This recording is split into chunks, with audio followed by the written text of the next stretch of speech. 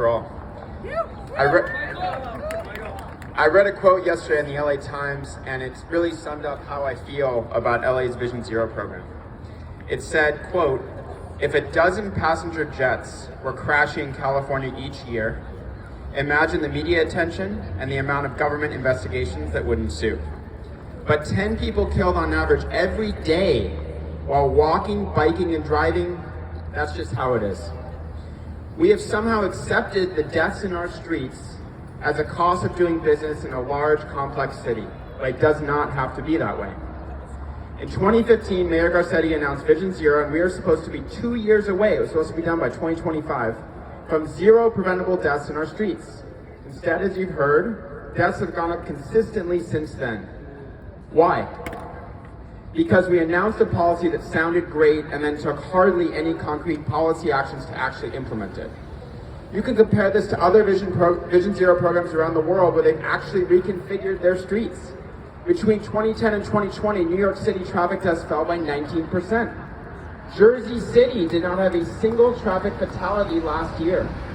And Oslo in Norway has not had a single traffic death since 2019. They've actually accomplished Vision Zero. Our city has failed to implement proven life-saving treatment on our streets. We continue, even today, in this building, to optimize the widths of our streets, the widths of our lanes, the turning radii, speed limits, traffic light sequences, parking, and everything else for one thing only: maximum convenience for those driving. We can't have it both ways. We either need to optimize our streets for people and save lives, or this problem will just keep getting worse. A city full of racetrack-style streets will never be able to achieve Vision Zero. So what do? We need to take urgent action. We need to remove individual council member discretion on road safety and mobility plan projects and put them on autopilot. Every single time a city agency touches the streets, it should reconfigure things to slow cars down and prioritize the safety of pedestrians and cyclists. We need to pass Healthy Streets LA in March of 2024, and we need all your help to do so. A ballot measure that we worked very hard on last year that will ensure that that happens.